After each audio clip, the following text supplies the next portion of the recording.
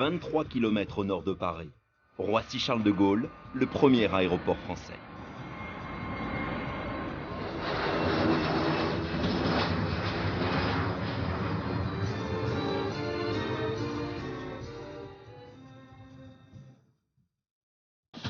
Ici, chaque année se croisent 61 millions de voyageurs, presque l'équivalent de la population française.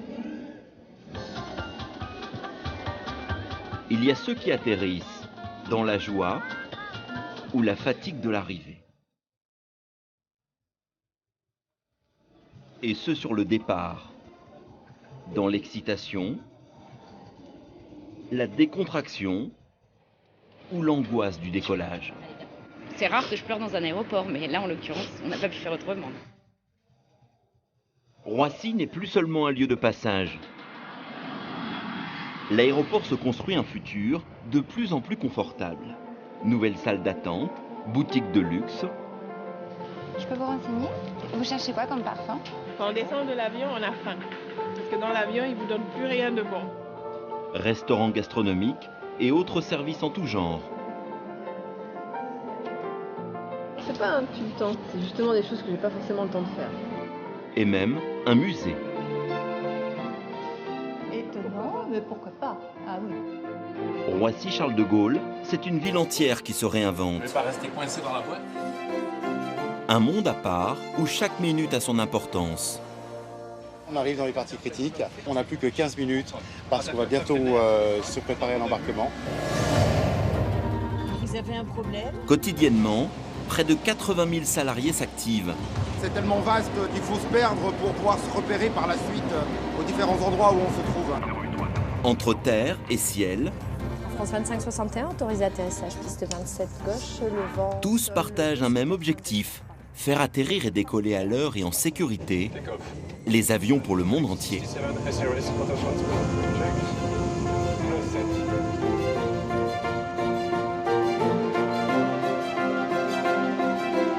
Roissy-Charles de Gaulle, embarquement immédiat.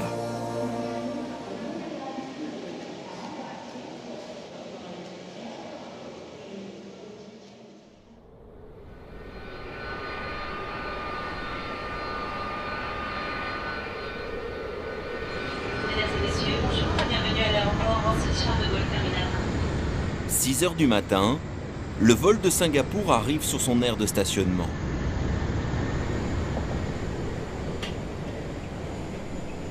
Pour Philippe, une course contre la montre débute avec l'ouverture de la porte de l'avion. Pardon. Good morning. How are you? Fine.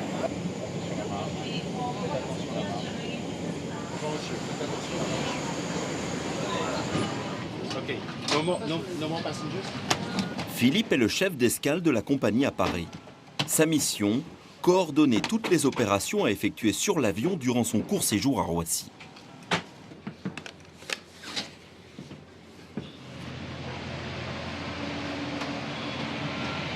Il a moins de 5 heures pour préparer cet A380, le plus gros porteur du monde, à son vol retour vers Singapour.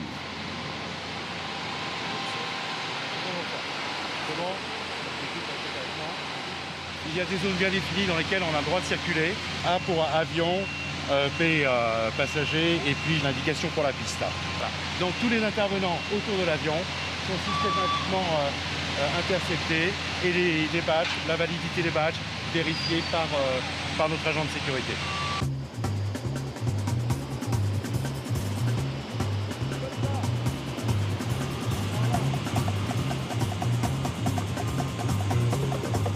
Pour Philippe, chaque opération est chronométrée. L'aéroport facture la compagnie au temps passé par l'avion au sol.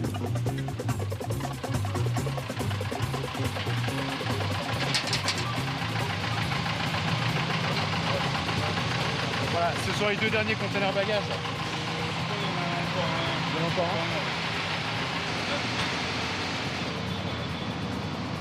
un. Alors que les derniers conteneurs sont extraits des soutes, l'avitaillement au kérosène commence. Il faut 2 heures pour faire le plein des 158 tonnes nécessaires pour rejoindre Singapour.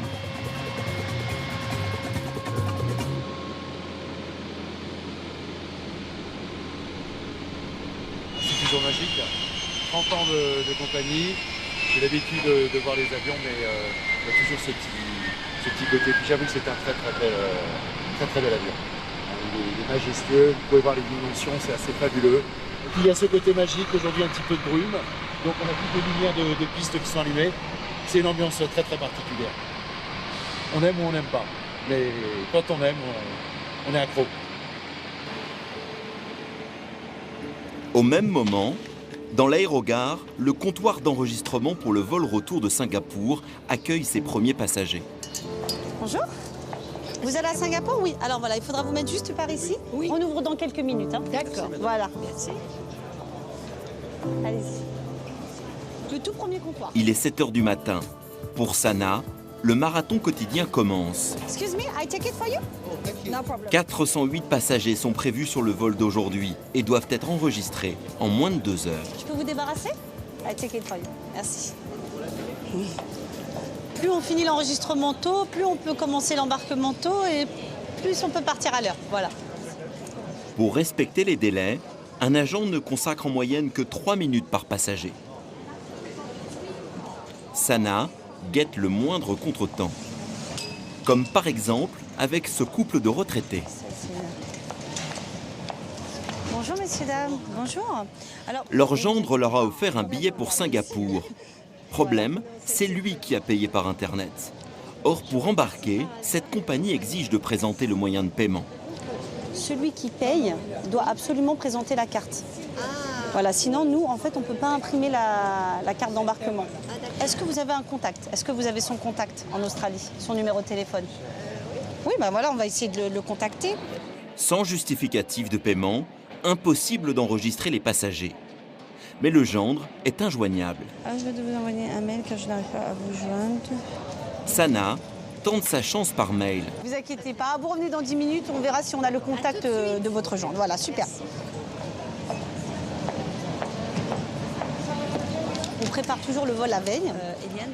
On revérifie le vol le matin, mais on a toujours des surprises. Voilà, c'est l'aérien. Pour ces passagers, pourtant habitués à voyager, c'est l'incertitude. Quelquefois, je me mets à la place des gens qui débarquent pour la première fois. C'est compliqué quand même.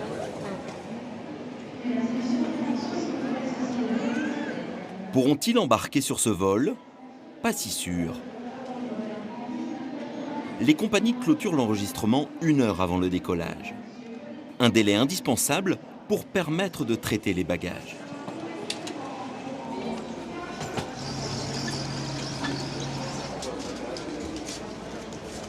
Et du comptoir d'enregistrement à l'avion, la route est longue, très longue.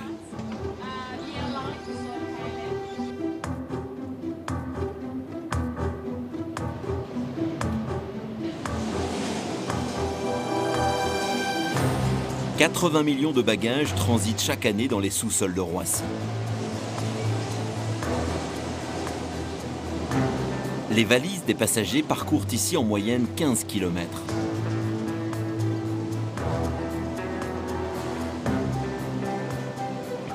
Entièrement automatisé, le centre de tri-bagages est fortement sécurisé.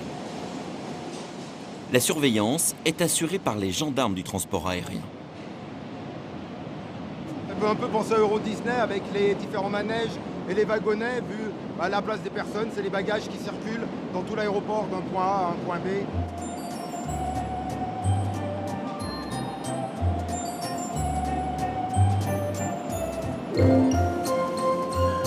Cet espace est aussi vaste que l'aérogare entière située juste au-dessus.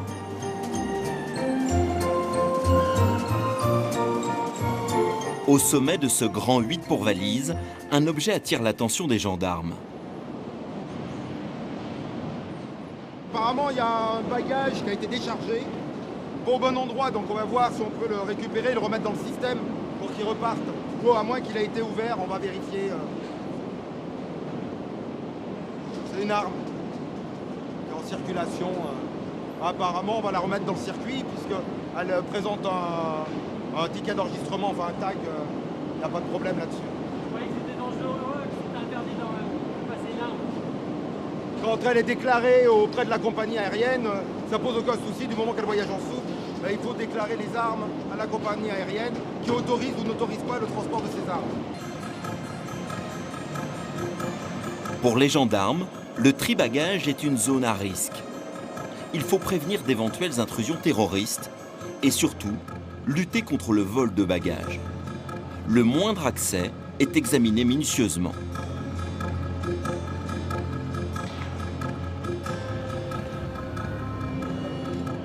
Bah ça c'est une petite zone d'ombre, donc vérifier que y a personne qui s'y trouve éventuellement. Et découvrir des objets qui auraient pu être cachés là pour X raisons. Un travail de fourmi vu l'immensité de la zone à couvrir. 60 km de galeries souterraines courent d'un bout à l'autre de l'aéroport.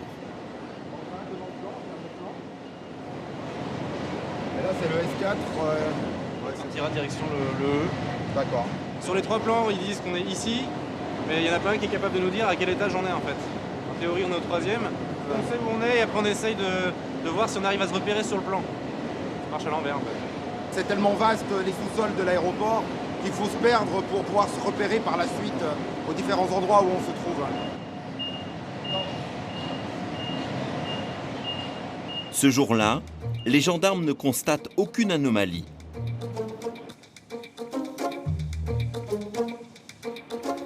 Ils auront parcouru une dizaine de kilomètres avant de ressortir à l'autre bout de l'aéroport.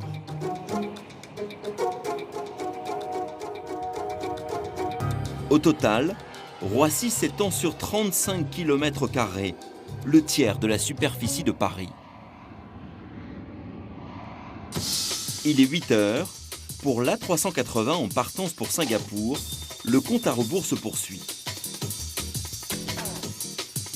À bord, les équipes de nettoyage s'activent.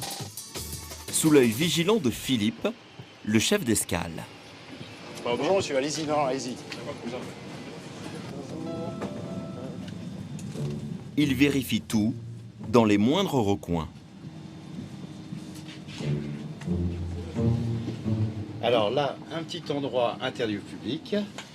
Les marches sont assez raides, donc vous pouvez imaginer en cours de vol, lorsqu'il y a un peu de turbulence. 8 cabines permettent à l'équipage de se reposer en vol. Avec un matelas, des oreillers, une couverture et, bien évidemment, une ceinture de sécurité.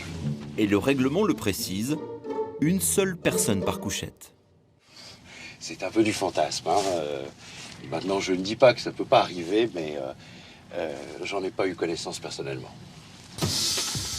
40 mètres plus loin, tout à l'avant de l'appareil, une attention particulière est portée aux suites réservées aux clients fortunés. Le billet aller-retour dans l'un de ces petits salons privés coûte environ 10 000 €.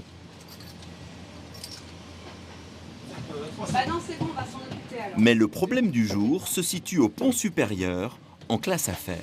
Le siège est bloqué, donc il faut le débloquer, tout simplement. Le mécanisme d'un siège couchette est coincé. À 4 000 € le billet, impossible de laisser un passager s'installer sur un fauteuil dans cet état. À moins de 2 heures du départ, Philippe est inquiet. C'est bon? Non, toujours pas? D'accord. Donc, bon, je vais voir déjà si avec l'enregistrement si on a un passager assis sur ce siège. Ouais, déjà vous avez... Ouais. C'est rempli en haut ou... Pardon? C'est rempli? Assez, ouais. Ouais. Donc, je vais voir si j'ai quelqu'un assis sur le siège. C'est 19 alpha. Je vais peut-être pouvoir le redresser, ça ouais. Juste le redresser, mais il ne sera pas utilisable en... Comme ça dans la couchette. Mais... D'accord. Enfin, à moins que je débloque le truc, hein, pour l'instant. Ouais, mais si vous n'y arrivez pas, qu'on ait une solution de rechange. Ouais. Bon, je préfère vous prévenir quand même. Le vol est complet, il faut réparer, et vite. Là, on n'a plus que 15 minutes parce qu'on va bientôt se préparer à l'embarquement. Donc là, on arrive dans les parties critiques. Dans l'aérien, tout contretemps peut avoir des conséquences importantes. Ça fonctionnera? Ouais, on va juste expliquer pour l'hôtesse, à la limite, c'est d'appuyer en fait. Ouais, si vous voulez réparer, c'est super. Ça m'arrange. Merci beaucoup, messieurs. Retour au comptoir d'enregistrement. La situation s'arrange pour le couple de retraités. Au téléphone, Sana peut enfin joindre le gendre qui a payé leur billet. Oui, voilà, donc c'est ça. Est-ce que vous avez la possibilité de nous envoyer votre pièce d'identité et la carte? D'accord, il n'y a pas de souci. On va bien s'occuper d'eux, vous inquiétez pas. Le problème est réglé par un mail avec la copie des justificatifs de paiement. Le couple peut enfin embarquer. Je vous en prie, monsieur, au revoir. Et voilà, c'est tout bon. Donc j'ai bien reçu, vous avez le bonjour de votre gendre. Ah oui. Il m'a dit de vous passer un petit bonjour. Donc là, on va vous donner les cartes d'embarquement et vous pourrez aller au salon tranquillement. Soulagé de pouvoir partir alors. Ah oui, heureusement. On n'en a jamais douté. C'est pour ça qu'il faut venir en avance. On se verra en salle d'embarquement. Et voilà, un problème de réglé. Mais à l'approche du départ, il reste encore des dizaines de passagers à enregistrer. Et presque autant d'exigences à satisfaire. Comme ces deux jeunes qui voudraient des places côte à côte. Bonjour. Excusez-moi, pardon. Pardon, excusez-moi. Couloir ou fenêtre, comme vous voulez. Couloir, c'est bien. Vous avez un milieu chacun, 48 et 47, donc vous êtes l'un derrière l'autre. Donc là, ce qu'on va faire, c'est on va vous mettre milieu, mais à côté. Pour eux, ce vol vers Singapour est la première étape d'une longue aventure. Porte 16 pour 10 heures. Merci beaucoup. Bon voyage à vous. Merci, c'est gentil, merci à vous. Ils partent un an découvrir le continent asiatique. On part parce qu'on a fini nos études et qu'on a envie de voyager un petit peu avant de rentrer plus sérieusement dans la vie active. Voilà, envie de découvrir d'autres cultures. Un voyage excitant, même si ce départ vers l'inconnu est difficile à vivre pour leurs parents. Un petit peu de stress, ouais. Un petit peu de stress pour eux. Et pour nous aussi, de se dire qu'on va pas le voir pendant un an. Ça, ouais, ça fait dur, ouais.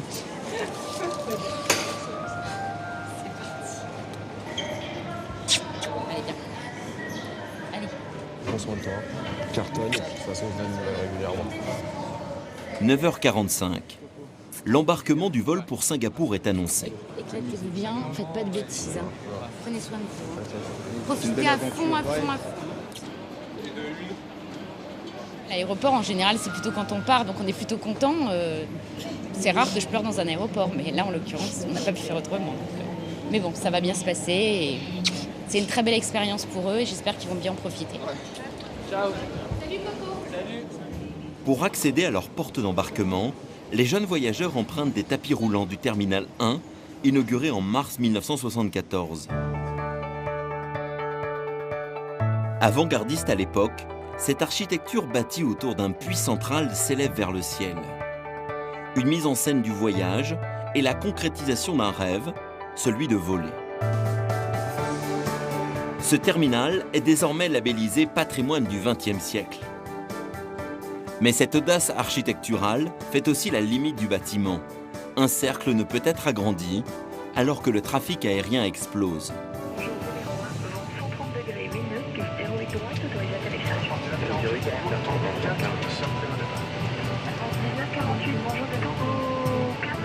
À sa construction, l'aéroport n'avait qu'une seule piste. Aujourd'hui, il en compte 4.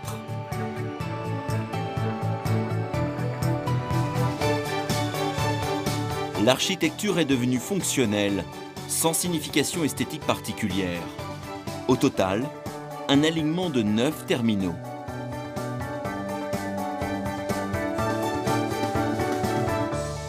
Avec le plus récent de tous, le terminal 2E.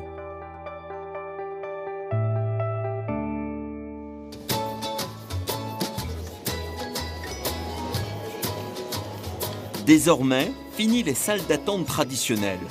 L'aérogare du futur est conçu comme un lieu de vie et surtout un gigantesque centre commercial de luxe. Ne cherchez plus les chariots à bagages, ils ont été remplacés par des caddies. Tout le parcours du voyageur est conçu pour l'inciter à consommer. Passés les contrôles, les passagers sont obligés de traverser les magasins duty-free pour rejoindre l'une des 18 portes d'embarquement. Dans cette réplique de l'avenue Montaigne, les plus grandes marques s'offrent à la carte bancaire des voyageurs.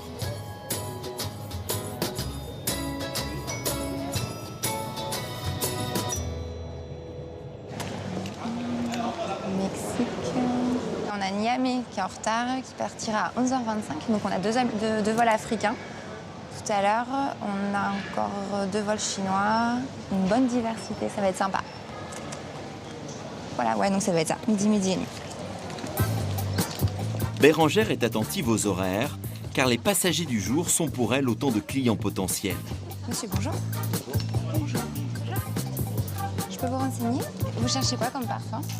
Bérengère travaille dans le plus grand magasin duty-free de Roissy. À la base, je voulais être hôtesse de l'air et les choses ont fait que non, ça n'a pas pu se faire. Donc du coup, je suis venue ici et j'ai le foulard d'Aélia. Du coup. Depuis 1 an, elle voyage par procuration entre les rayons de parfums, cosmétiques, nourriture et autres souvenirs. On trouve même une cave à vin où de grands crus se vendent jusqu'à 29 000 € la bouteille. Des milliers de produits sont proposés à des prix non taxés aux passagers du monde entier. C'est pour goûter. Il vient des États-Unis. Je viens de Washington et je m'en vais à Abidjan pour voir les parents. Quand on descend de l'avion, on a faim. Parce que dans l'avion, ils ne vous donnent plus rien de bon. On vient de Genève, hein. On n'a pas eu le temps d'emporter du foie gras. Le foie gras français s'achète en France. Voilà, aussi. le foie gras français s'achète en France.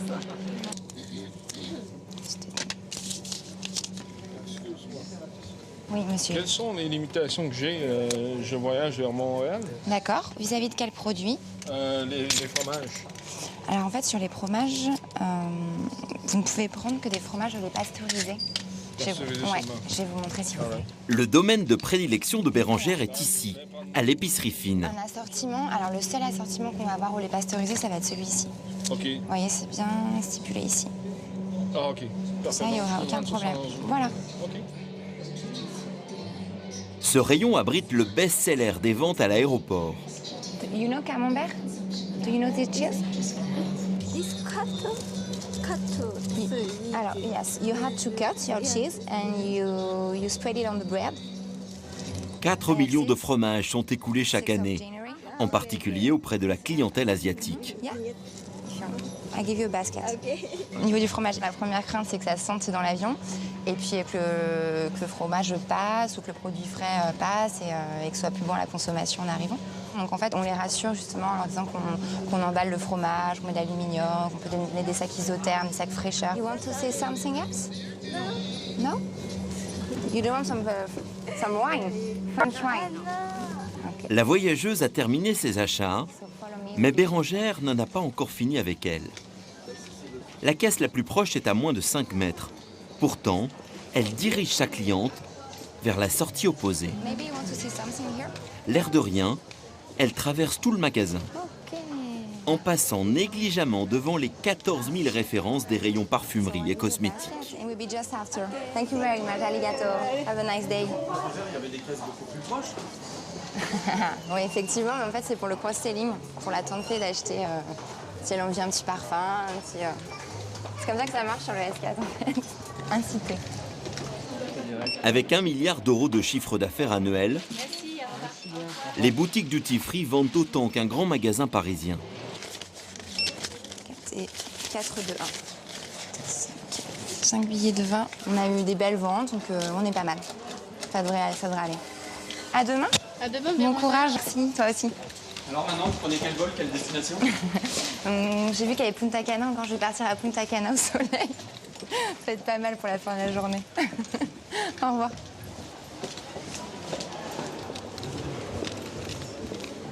En moyenne, les passagers attendent 2h15 avant d'embarquer à bord de leur avion. Certains investisseurs ont flairé le bon filon. Au milieu des boutiques de luxe, ils proposent désormais de nouveaux services, Un bon massage? parfois surprenants. Ces baskets-là, la meuf en rose là-bas, tout le monde les a. Un spa relaxation au cœur d'un aéroport. Massage, pédicure, aromathérapie, comptez entre 10 minutes et 1 heure de soins. C'est pas un tue-temps. C'est justement des choses que j'ai pas forcément le temps de faire. Donc là, du coup, je me dis... Oh, c'est l'occasion. Ouais. Donc c'est un vrai plaisir. Et vous partez où? En Chine. Ça donne envie de voyager. Ah bah oui, j'imagine. Surtout quand il y a des belles destinations. À l'heure du déjeuner, les bars et restaurants se remplissent progressivement. De la sandwicherie-brasserie à la table gastronomique, il y en a pour tous les goûts et pour toutes les bourses.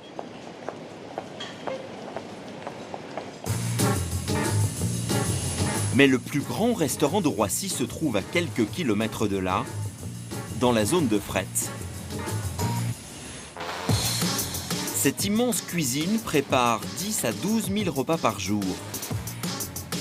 Dans quelques heures, ces plats en kit seront consommés en plein ciel. Actuellement, nous sommes en train de préparer un poulet qui va partir sur Singapore Airlines. Un poulet indien. Des passagers ont commandé des plats indiens à bord du vol. Et donc ce plat est en train d'être fabriqué. Il va subir un refroidissement, puis être dressé cet après-midi pour le vol de demain matin. Pour cuisiner, Thierry prend en compte une contrainte particulière.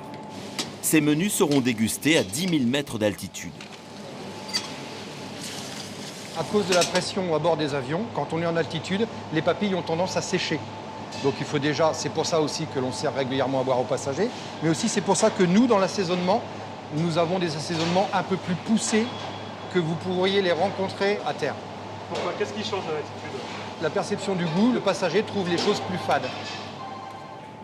Pour limiter les embarras gastriques dans l'atmosphère confinée d'un avion, les aliments crus sont déconseillés. Haricots et flageolets seraient proscrits. Thierry a quand même le choix parmi 5300 recettes. Ici, les plateaux de la classe économique. Ça, c'est ce que l'on appelle les forfaits à bord de l'avion. Un plateau pour tant de nombre de passagers. Après, vous avez la haute couture. Ici, ça représente 84 passagers en classe affaires. Et pourtant, chaque assiette va être traitée comme une assiette le serait dans un grand restaurant. C'est-à-dire avec une très grande minutie. Au menu Singapore Airlines, vous aurez une terrine aux 2 foie gras. Un bœuf au morille façon Georges Blanc pour les classes avant. Les passagers en classe affaires ont droit à une assiette en porcelaine. Les classes éco se contentent d'une barquette réchauffée.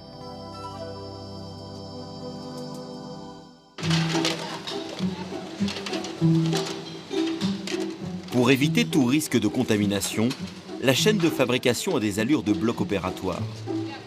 Avant d'être embarqués, les plateaux sont stockés à 3 degrés dans des chariots frigorifiques. Par sûreté, chaque trolley est plombé pour éviter toute introduction d'objets illicites à bord de l'avion.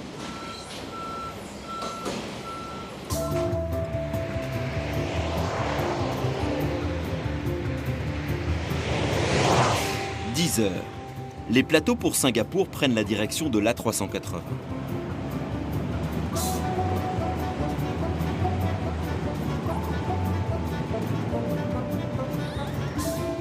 À bord, Philippe, le chef d'escale, supervise l'arrivée des chariots.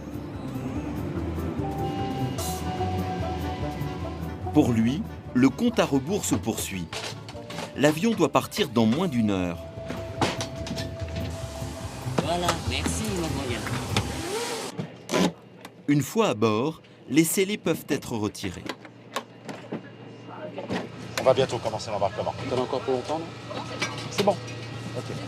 La tension monte, ça se sent. Hein. Comment ça se fait, ça c'est... Eh bien, pour le départ, nous avons le droit à 3 minutes de retard. À partir de 4 minutes, il faut justifier, s'expliquer. «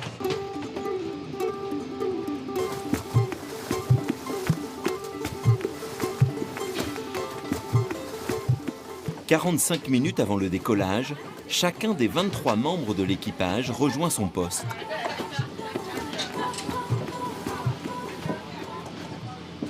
Sorry, Captain, if you want to proceed. Thank you very much. Le commandant vient d'arriver. Dorénavant, c'est lui le patron. S'il vous plaît, on va quitter la cabine. Merci. C'est bon? Il faut libérer l'espace pour accueillir les premiers passagers. Et alors, c'est prêt? Oui, je pense que c'est bon. Je vais demander au chef de cabine. Is it okay for boarding? Yes, yes. Okay, okay. Let's go. Dernier challenge pour Philippe et l'équipe au sol, l'embarquement des 408 voyageurs en moins de 30 minutes.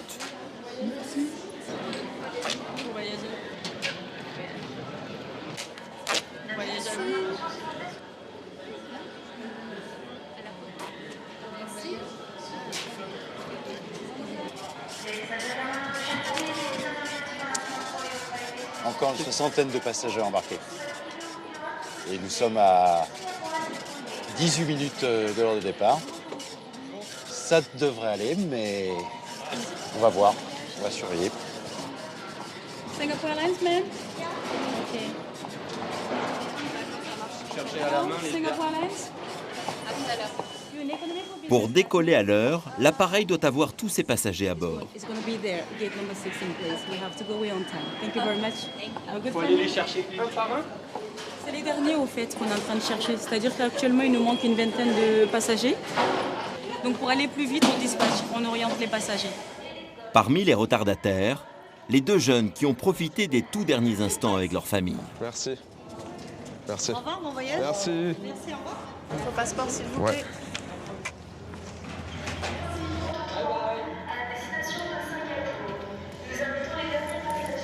« 10h45. La tour de contrôle autorise l'A380 à quitter la porte d'embarquement. Voilà, une fois que l'avion va commencer à repousser, on va pouvoir respirer, se détendre un peu.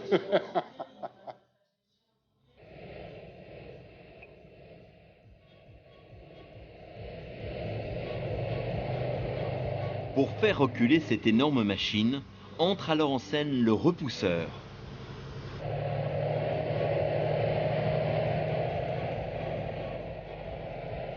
Ce véhicule de 500 chevaux pèse 70 tonnes, plus qu'un Charles Leclerc.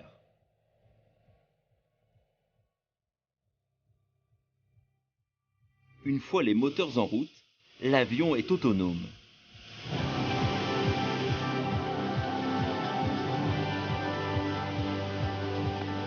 Singapour. À 80 mètres de hauteur, Aurore dirige le géant des airs. Singapore 333, squawk 0665, UTSAT is at 25. Contact 121-775 for startup and pushback. To confirm you don't need to the ice.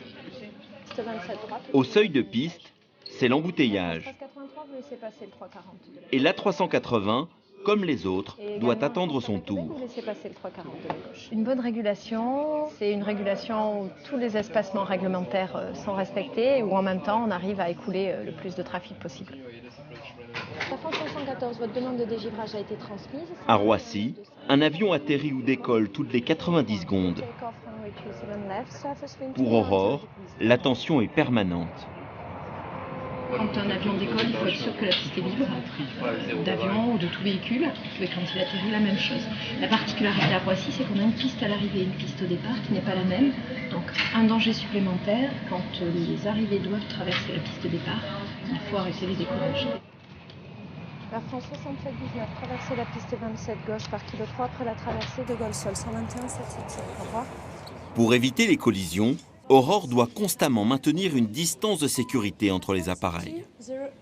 Les radars l'informent en temps réel de la position des avions dans un rayon de 6 km. Air France Papa Québec, traverser la piste 27 gauche. Et les avions en bleu, ce sont les départs. Les outils que nous avons nous ont permis de diminuer nos espacements entre avions. Les radars sont plus précis. Avant, c'était le double. Il fallait entre deux aéronefs. Donc, c'est pas qu'on perdait de la place, mais la piste était disponible. Mais on ne pouvait pas serrer plus les avions parce que les radars ne nous permettaient pas de descendre à ce minimum de séparation. Singapore 333, clear takeoff 27 left, surface wind 290 degrees 3 knots.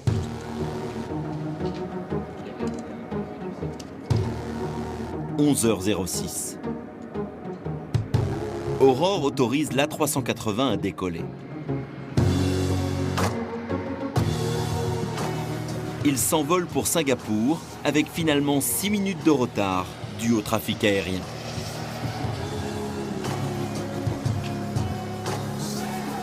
En période de pointe, un contrôleur peut gérer jusqu'à 60 avions par heure. Une vigilance de chaque instant qui impose un repos obligatoire toutes les 3 heures. Quand Singapour est parti, là il y avait beaucoup de demandes de mise en route, donc c'est presque physiquement, on est très investi. Après, en même temps, on est quand même aussi très entraîné. Mais c'est vrai que toutes les 2 à 3 heures, il y a vraiment besoin d'une pause, vraiment besoin d'un arrêt. L'avantage qu'on a dans une tour, c'est beau, enfin beau, on n'a pas une montagne ou la mer à côté, mais c'est beau de voir le balai des avions, c'est sympa.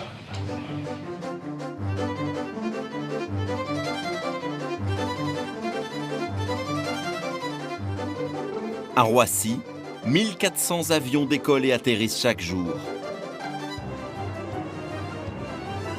Gérard est un des observateurs privilégiés de ce spectacle. Dans le jargon de l'aéroport, il est un effaroucheur. Il veille à éloigner les oiseaux des zones de décollage et d'atterrissage. C'est là où il met toute la puissance pour démarrer. Donc il y a toute la puissance et ça peut aspirer donc, au maximum les oiseaux.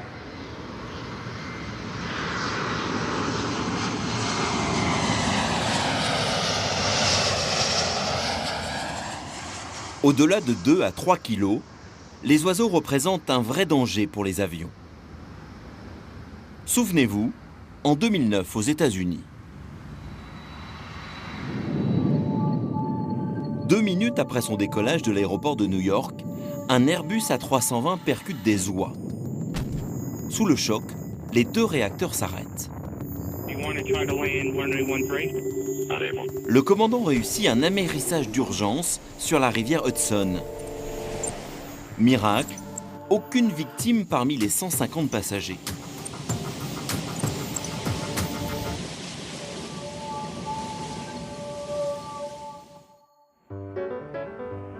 Pour éviter ce type d'accident, l'aéroport de Roissy est doté de moyens de lutte contre le péril animalier.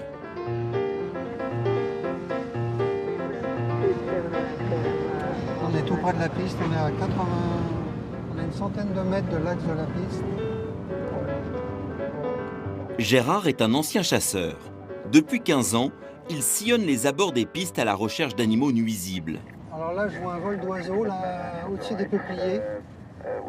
Attendez, je vais m'arrêter parce qu'il y a un vol d'oiseaux là sur la droite. Son arme, un pistolet d'alarme pour effrayer les oiseaux.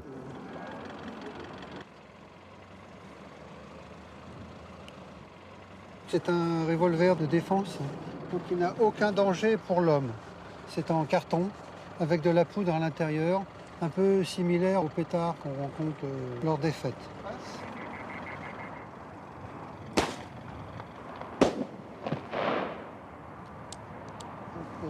Et si ça ne suffit pas, il y a le modèle supérieur. On peut éliminer un renard facilement à une portée de 60 mètres. Tout est fait pour rendre l'aéroport totalement inhospitalier pour les animaux. Vous voyez, là, on a les champs, ça peut être des zones attractives pour les oiseaux.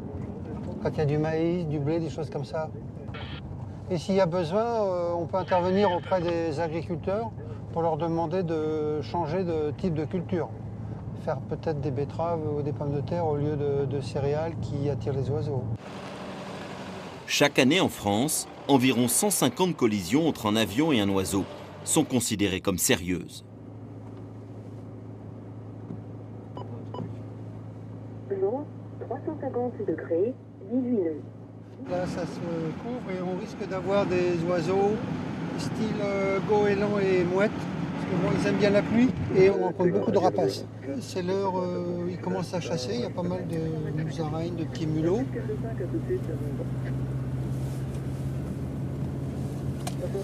Et de fait, un faucon cresserelle apparaît dans le ciel. Là, il faut que je le vire. Il est en train de chasser sur la piste. Un avion est déjà en approche. Il y a urgence. Là, ça y est, le risque est écarté. Voilà, ça s'est bien passé. J'ai pu tirer à peu près 1000 mètres devant l'avion. Donc le pilote n'est pas inquiet. Et l'oiseau est parti au bon moment. Ouais.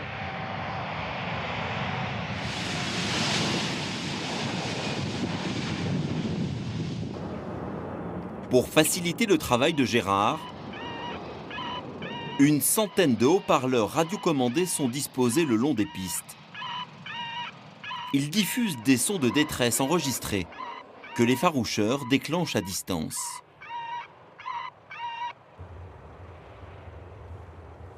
Le son de détresse du cormoran. Oui. Le vanneau. Son de détresse de la mouette. Je crois au bord de la mer.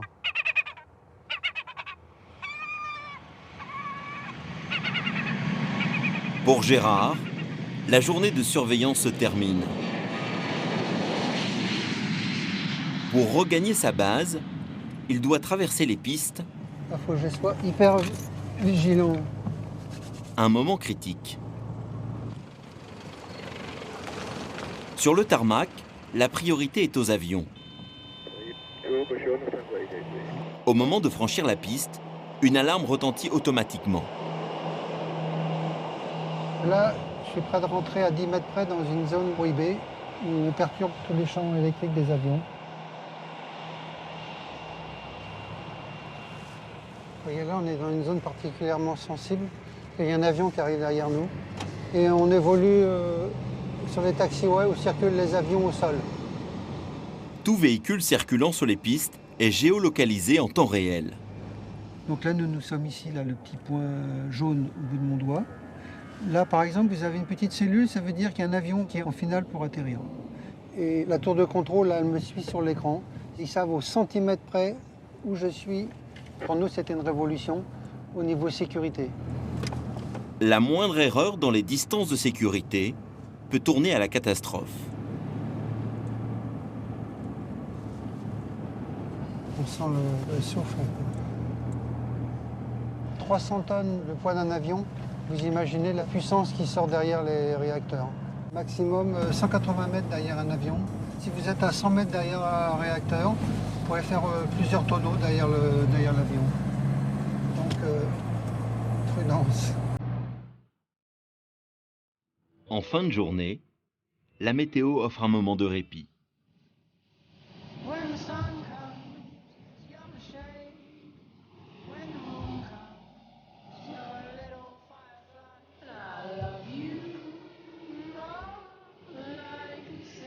Regardez là, on a un temps magnifique, on voit les avions, là, c'est quelque chose que j'adore. On est dans un environnement exceptionnel.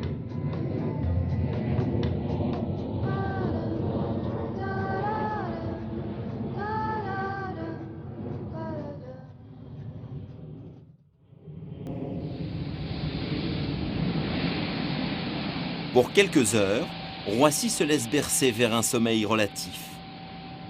À partir de minuit, un couvre-feu est instauré. Seuls les cargos de fret sont autorisés à voler.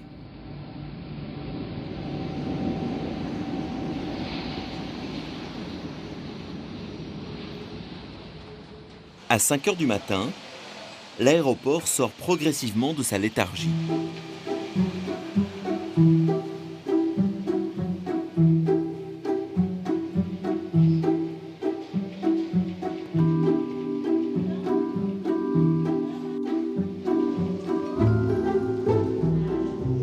Aujourd'hui, c'est jour de grand départ en vacances.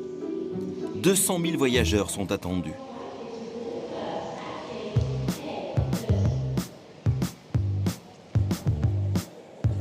Une telle affluence est un véritable défi pour le personnel de l'aéroport, qui doit canaliser le flot des vacanciers. Passeport européen sur votre gauche, s'il vous plaît, messieurs, là, merci. Bonjour. Les passagers l'ignorent, mais leurs déplacements sont étroitement surveillés. Et le moindre incident est détecté par ce centre de contrôle. Vous avez un problème? Si vous avez un problème, on reste en contact. Bonjour, vous avez actionné l'alarme. Avez-vous un problème dans l'ascenseur, s'il vous plaît? Donc sur le 2E, j'ai le monte charge TN 210 qui est bloqué avec une personne à l'intérieur. Au poste de commandement intégré, on est sur le pied de guerre. Ok, je te remercie. Nathalie est chef d'exploitation. Elle vient de repérer un ralentissement anormal au poste frontière. On va surveiller que ça ne s'aggrave pas et que ça reste dans des conditions acceptables et que l'attente ne soit pas trop longue quand même. Alors on va vérifier le nombre de fonctionnaires de police, comme ça on sera sûr qu'on est bien en tout cas pour l'instant. Les voyageurs piétinent, Nathalie doit intervenir.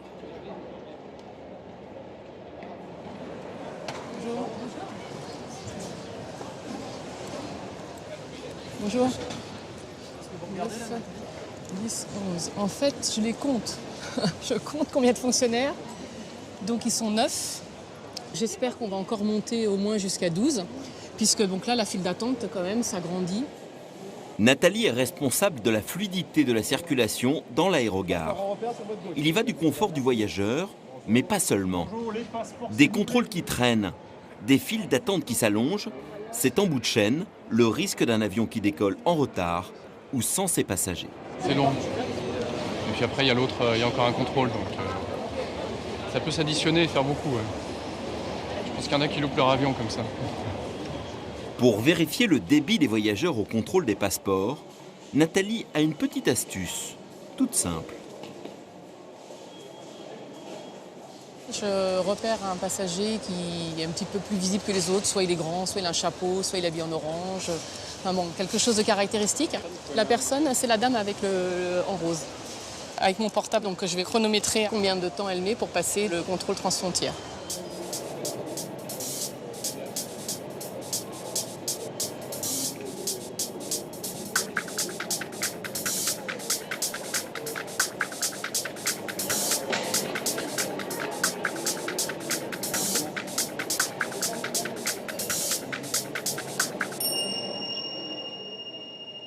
Donc il est 9h18 à mon portable, donc ça fait presque 20 minutes d'attente. Donc on considère que c'est une saturation. Visiblement, le nombre de postes de contrôle ouverts est insuffisant. Nathalie demande de l'aide auprès des responsables de la police de l'air et des frontières. On va voir si on peut faire mieux. Véro, c'est Nathalie. Dis-moi, est-ce que tu peux m'avoir du renfort ?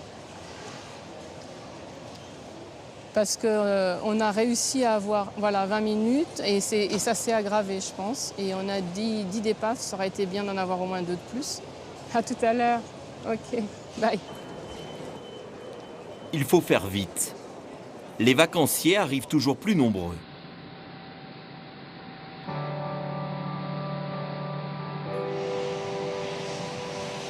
Au même moment, de l'autre côté des pistes, ceux que l'on surnomme les seigneurs de Roissy se préparent. La Cité Air France accueille 3500 commandants de bord, ainsi que les copilotes, hôtesses et stewards de la compagnie.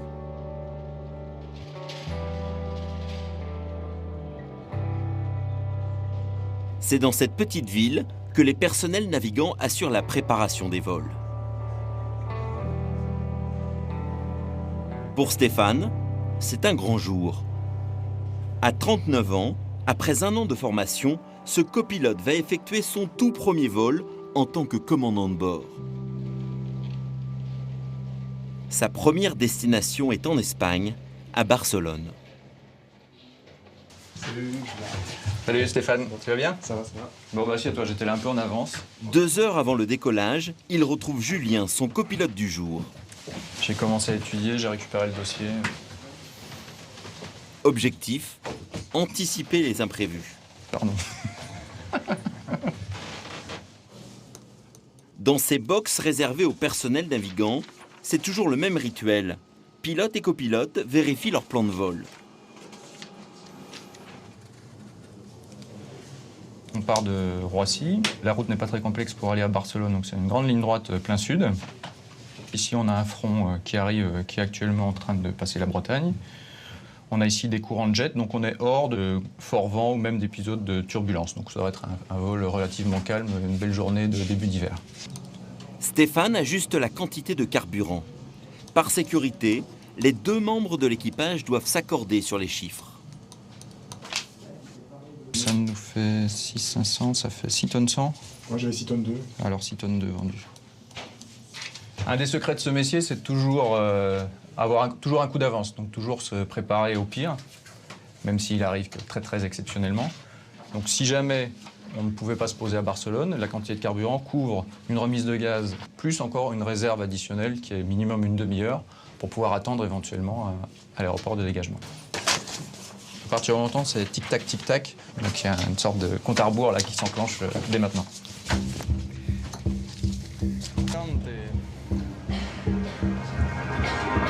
Pour rejoindre les pistes, la Cité Air France a conçu un parcours parallèle à celui qu'empruntent les passagers de l'aéroport. Et être pilote ne dispense pas des contrôles de sécurité. Merci, bonne journée. Même nous, on y a droit, oui. Depuis une douzaine d'années, on est soigné, oui. Toutes les personnes ayant accès à un avion doivent être fouillées. Dans votre mallette, du coup, vous amenez quoi vous, comme arme pour le vol? Beaucoup de documentation, c'est mon arme principale pour le vol. Des manuels d'exploitation de l'avion, le gilet jaune qui permet de faire le tour de l'avion, et puis un petit ordinateur qui regroupe toute la documentation de vol.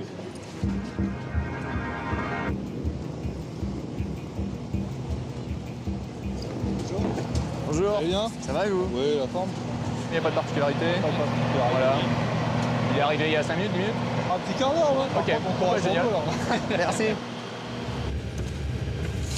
Avec une pointe de fierté, Stéphane pour la première fois s'installe en place gauche, celle du commandant. 8 tonnes par excès. On utilisera les feuilles pour rouler G4 et G2.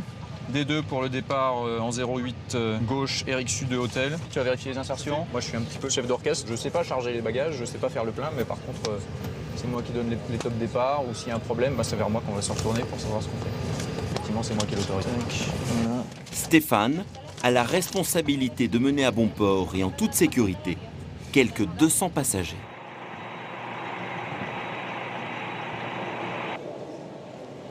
Pendant ce temps, Madame avec le bébé, à l'intérieur du terminal, Nathalie ferraille toujours contre sa file d'attente. Est-ce qu'il y a vraiment assez pour le bébé? Si, par le bébé. Le nana. Connais? Elle doit permettre aux vacanciers d'accéder aux portes d'embarquement dans les meilleures conditions. Je vais faire patienter ici, esperar aquí, hein, y dentro de una segunda va a pasar. Hein? Nathalie Marquez, bonjour. Oui. Ah ben ça c'est mieux. Si, por favor, si vous voyez. Bonne nouvelle, la police de l'air et des frontières envoie des renforts. On est passé à 14 fonctionnaires. On était parti à 9, on est maintenant à 14 suite aux demandes de renfort, donc ça va aller plus vite maintenant. On va descendre sûrement à 10 minutes d'attente bientôt. S'il reste acceptable les 10 minutes.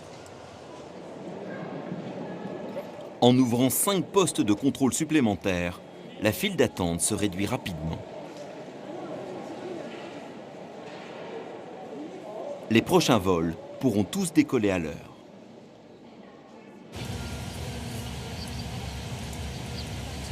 À bord, Stéphane peut accueillir les voyageurs par un geste symbolique pour un nouveau commandant. 5 minutes. Moi, je vais faire ma petite annonce aux passagers. Mesdames et messieurs, bonjour. Je suis le commandant de bord. Je suis très heureux de vous accueillir à bord de cet Airbus 320 à destination de Barcelone. Nous sommes quasiment prêts au départ. Je vous souhaite un très bon vol, merci. Armement des toboggans. Vérification de la porte opposée. Ouais, donc à partir de maintenant, donc le vol commence, puisque l'avion va commencer réellement. Donc les communications seront limitées aux communications opérationnelles, donc entre le copilote et moi.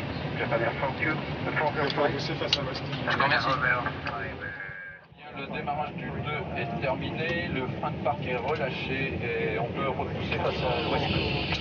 76, bonjour, derrière l'endroit 70 qui rentre par Papa 2, vous allez faire Echo 4, Tango. Transfixé Echo, bonjour, derrière le 320 qui s'aligne devant vous, de Tango 4, alignez-vous piste 08 gauche et attendez derrière. Bonjour, Madame 320. On runway 08 left. Confirmé. Air France 1948, vent 130 degrés, 9 nœuds, piste 08 gauche, autorisé décollage. Take-off.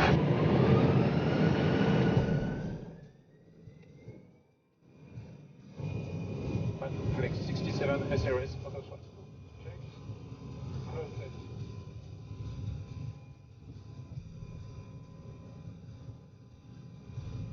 One of them check.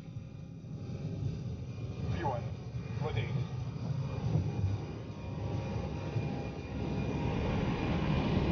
Positive time. Europe. La courte durée du trajet, à peine 1h30, ne laisse que peu de répit à Stéphane. Les contacts radio s'enchaînent. Il faut assurer la navigation, configurer le pilotage automatique et déjà préparer l'approche sur Barcelone. Ce que je propose, c'est de bien surveiller les altitudes minimales de secteur et les altitudes minimales de la fiche d'arrivée. J'ai le briefing terminé. Déjà, l'Airbus A320 survole la frontière pyrénéenne. En entamant sa descente sur Barcelone, Stéphane redouble d'attention. Une masse nuageuse recouvre la ville. Elle peut créer des turbulences susceptibles de compliquer l'atterrissage.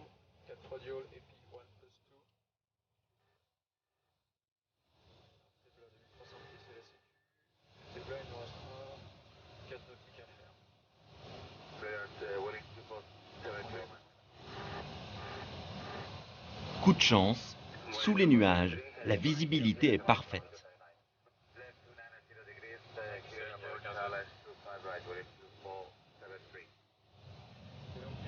100 above, 300. Retard, retard, retard, retard. Spoilers. Streets.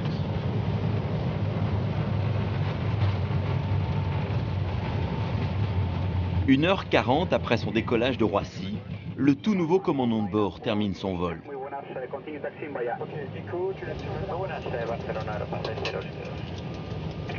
Ça s'est pas mal passé, qu'est-ce que t'en penses, Julien? Je pense que c'est très bien passé. Les éléments étaient avec nous, il a fait beau au départ comme à l'arrivée. L'avion a très bien marché, donc voilà. La chance pour ce premier vol. Qu'est-ce qu'il nous fait? 1h34, 1h18. Voilà. En France, la machine Roissy est grippée. Taxi à l'arrêt, circulation bloquée. En cause, une valise abandonnée sur le trottoir. Peut-être un colis piégé. Par précaution, un périmètre de sécurité est établi. L'accès au terminal est totalement fermé.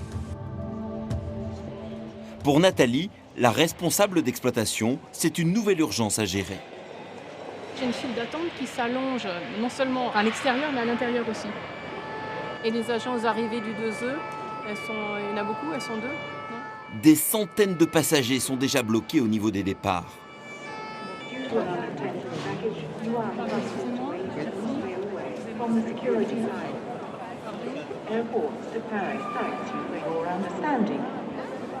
Les enregistrements, ils sont un peu... Oui, mais c'est bloqué de toute façon. Impossible de rejoindre les comptoirs d'enregistrement, avec le risque de rater son vol. Pour des raisons de sécurité, la personne ayant oublié un bagage est invitée à le récupérer immédiatement. Terminal 2, F, niveau départ.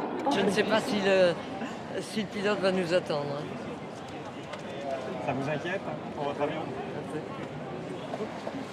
Monsieur, vous allez où, monsieur? Mais si vous dans le 2. Le 2, vous passez, c'est en bas. Vous passez de l'autre côté. En dessous, pas à l'extérieur, monsieur, juste en dessous. Et en fait, il n'a pas vu, il ne s'est pas rendu compte, il est dans son idée, et puis lui, il est pressé, il veut aller de l'autre côté, et voilà. Très bien, merci.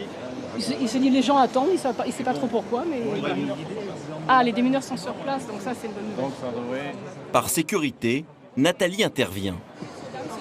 Pour agrandir le périmètre. Mesdames, messieurs, je vais vous demander de reculer jusqu'à la sortie numéro 5. S'il vous plaît, messieurs, dames, reculez un petit peu pour agrandir le périmètre de sécurité. A bit backwards, please, towards gate number 6. Dehors, sur le trottoir, les démineurs passent à l'action. La valise suspecte doit être détruite.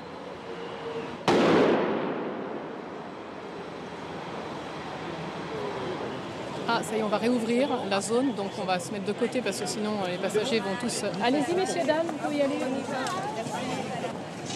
Encore une fois, c'était une fausse alerte. Ça a quand même perturbé toute l'exploitation pendant presque 2 heures. Et des passagers vont rater leur vol, ça va coûter cher à Air France. Et tout ça pour une erreur ou un oubli ou voilà, un moment d'inattention. Donc ça coûte cher le moment d'inattention.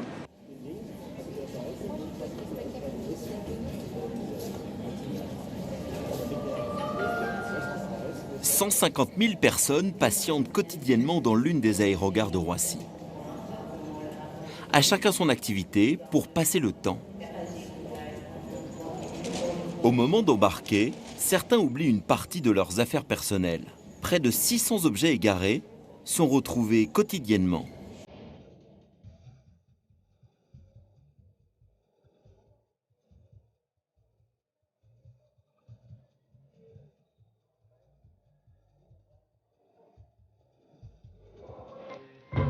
Service des objets trouvés, le dernier recours pour les étourdis. Montrez-moi la photo là. Oui, c'est juste une pièce d'une poussette. De poussette, Oui. voilà. Un repose-pied pour les pieds ou pour... Non, pas pour les pieds, c'est juste une pièce. Pour là. Oui, pour là. Je pense que j'ai que des poussettes et pas de pièces détachées, mais je vais quand même regarder. Ça vous dit quelque chose, Naïma, Nassera, une pièce, tu sais, de poussette, juste métallique ou noire parce que des fois, on a les caches de pluie. Dans ce petit local, Christine et ses collègues répertorient et stockent des centaines de produits égarés. Alors, début janvier, avec les poussettes, là, les vêtements, comme vous voyez, on est en pleine saison d'hiver, hein, c'est les doudounes. Là, vous voyez, un appareil respiratoire, un sac à main. Là, on a 5-6 kilos de clés par mois. Des petits sacs d'enfants. Les casques, les gens arrivent avec leurs casques, ils arrivent en moto, nous oublient les casques. Un joyeux capharnaüm où s'entassent pêle-mêle des objets parfois surprenants. Souvenirs, là, c'est une hélice, hein, c'est quand même... voilà, regardez un peu. Les menottes... voilà, Mais dans l'inventaire, aucune trace d'un arceau de poussette. Mais j'ai que des poussettes entières, moi. J'ai pas de... Certaines compagnies maintenant demandent un prix assez exubérant pour, voilà, pour charger les poussettes.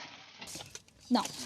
Alors les gens les abandonnent, certaines fois les personnes, mais bon, globalement, elles sont récupérées au niveau des parkings. Les gens, au moment où ils prennent les valises, prennent le bébé, et puis ils nous laissent la poussette. Ils perdent pas encore leur bébé. Ah non, ça ne nous est jamais arrivé. J'ai un monsieur qui avait perdu sa femme, mais bon. No, malheureusement, je n'ai pas. Tutto ok. vieni qui. Però non c'è Ah, nulla. no, non c'è niente. Là. Ok, va bene. Adesso proprio... Niente, non abbiamo visto. Ok. Vous parlez toutes les langues. Ah non. Bah, anglais, allemand, italien, c'est un minimum. Et puis je comprends un peu l'espagnol. Voilà. Pas... C'est indispensable à Roissy? Oui. Chaque jour, des voyageurs des 4 coins du monde envoient la description d'un bien perdu à Roissy. Les objets retrouvés pourront être réexpédiés à leurs frais. Après 15 jours, les biens sont envoyés à la préfecture de police de Paris. Les articles de grande valeur ont droit à un traitement spécial dans une armoire blindée. Alors voilà les derniers ordinateurs.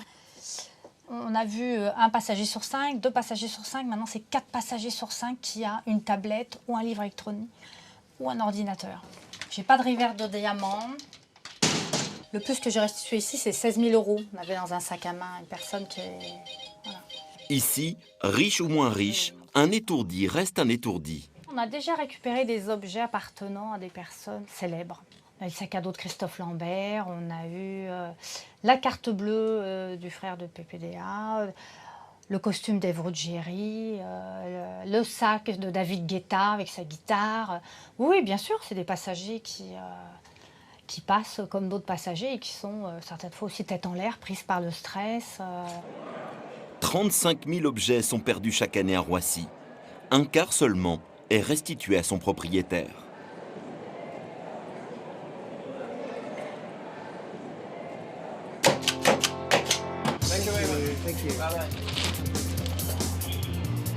Aux arrivées, l'un des premiers visages que les voyageurs vont croiser aujourd'hui est celui de Gaël.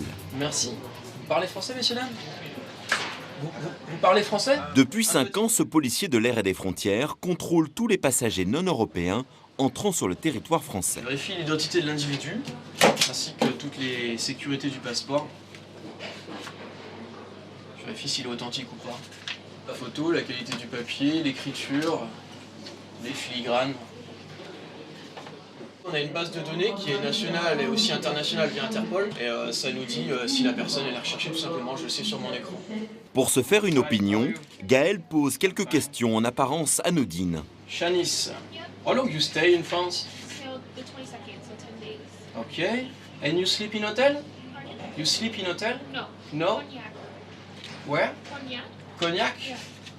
It's you with friend? I have a friend, yeah. Okay. You have the official paper? Here's the address. Yes, can I see? Yeah. Okay. Donc voilà, la personne me montre bien qu'elle va à un certain lycée, à telle adresse. Donc ça confirme ce qu'elle me dit, et il y a une preuve à l'appui, donc il n'y a aucun souci. Thank you very much. Bonjour monsieur, comment allez-vous? Le policier n'a que quelques secondes pour effectuer le contrôle. You speak French? No? You are a businessman or it's for holidays? You stay in Paris? Vous restez à Paris? À Paris. Bonne journée. Au revoir. Mais l'air de rien, il s'attarde sur certains profils de passagers, ou plutôt de passagères. It's for holidays? Okay. And shopping? No? Shopping? Okay. Thank you very much. Have a nice day. And you stay in Paris? Okay.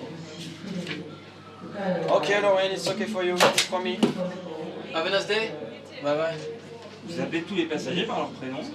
Non, non, c'est pour essayer de créer un petit lien avec le passager. Après, il va rentrer chez lui, il va dire ouais, la police française, ils étaient super sympas. Je suis tombé sur un policier qui était super drôle. J'essaye vraiment de donner une bonne image de la police. Mais elle était jolie quand même.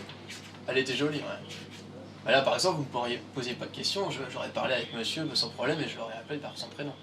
Et pourtant... Bonne journée, monsieur. Au revoir. Alors, comment il s'appelle? Ryan. Pour accélérer le trafic aux postes frontières, Roissy s'est doté de nouveaux dispositifs de contrôle, appelés PARAF, pour passage automatisé rapide des frontières extérieures. Allez-y, madame. Donc, introduisez votre passeport.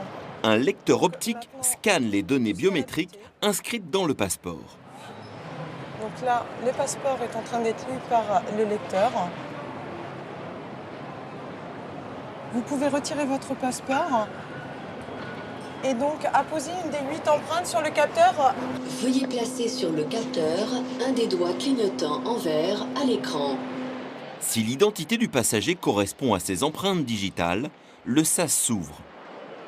Les empreintes digitales sont bien rattachées à un état civil, à une personne.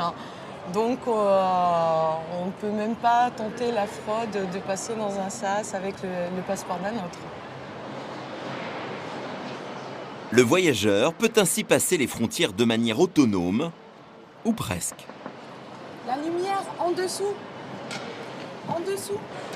sur le capteur. Le doigt sur le capteur, pas sur l'écran.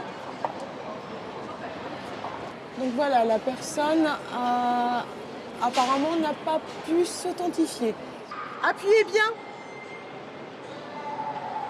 Elle a pris un peu trop de temps pour mettre son empreinte. Donc le fonctionnaire de police a dû lui ouvrir la porte. À Roissy, ce système est pour l'instant réservé aux ressortissants de l'Union européenne. Mais il se généralise dans tous les grands aéroports internationaux. J'espère que je ne vais pas rester coincé dans la boîte. Fini les longues files d'attente aux postes frontières.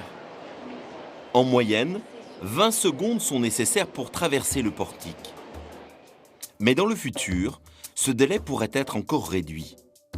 4 capteurs vérifieront en temps réel et en 3 dimensions le visage du passager.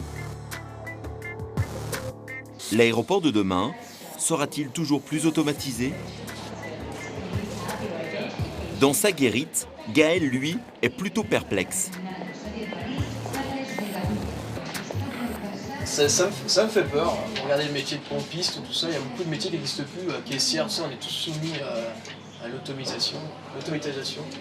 Et j'avoue que ça me fait peur. Ouais. Le passager, il passe dans une machine et voilà, terminé. Qu'est-ce qu'il va retenir de ce contrôle? Rien du tout, quoi. On fait notre rôle de garde frontière et on continue de surveiller la frontière. Merci, bonne journée.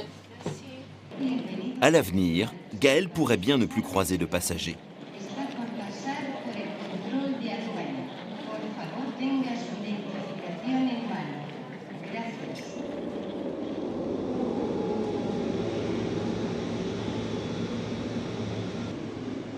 Il est 23 h.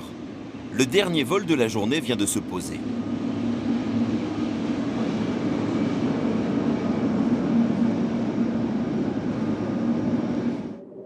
La nuit, Roissy ne dort jamais vraiment.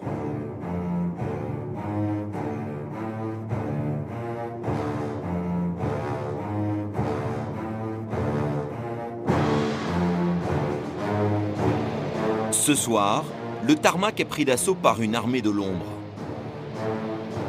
150 véhicules sont mobilisés à quelques jours du début de l'hiver.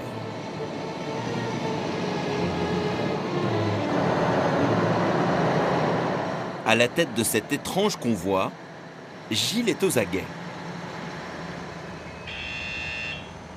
C'est à ce moment-là qu'on rentre sur la piste. C'est là qu'on commence à avoir un peu peur. On fait confiance à la tour de contrôle et au contrôleur aérien. Hein.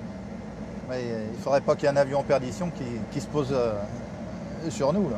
Ça ferait du dégât. Hein. Vous commencez à vous positionner pour couvrir les étraves. Gilles déploie une lame de 8 mètres. Une tempête de neige est annoncée dans les prochains jours. Les chasse-neige, balayeuses soufflantes et autres engins de déverglaçage sont réquisitionnés pour simuler le déneigement des pistes. On ne peut pas mettre de sel sur les pistes puisque les avions, c'est de l'aluminium, ils souffriraient de la corrosion. Donc on balaye la neige et on a une grosse soufflerie à l'arrière qui envoie le reste de la neige sur les bas-côtés. Au premier flocon, le convoi devra dégager les 4 km de piste en moins de 30 minutes. Un défi pour Gilles et ses collègues. On arrive en bout. Donc là, il ne faut pas aller trop loin parce que sinon, on va dans les feux. Là. La plupart des conducteurs sont des volontaires. Habituellement, ils sont électriciens, magasiniers ou pompiers à l'aéroport. C'est une satisfaction quand même de dire grâce à moi, quand même, les avions peuvent atterrir. La nuit, ça change complètement. On a l'impression d'être au bout du monde. C'est magique. Ah ouais, là, c'est le pied. Hein. On se prendrait presque pour un avion. Hein.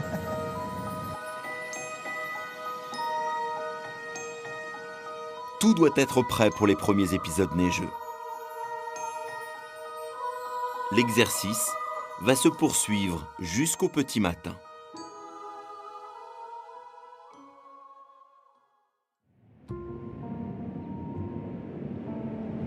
Cela fait maintenant 50 minutes que le vol AF 1044 a quitté Roissy en direction de la ville du Cap, en Afrique du Sud. Tu veux some coffee, sir? Non? Désirez un café, monsieur? Non? Café, monsieur? Aurélien et Anne achèvent le service en classe économique. C'est terminé? Is that finished?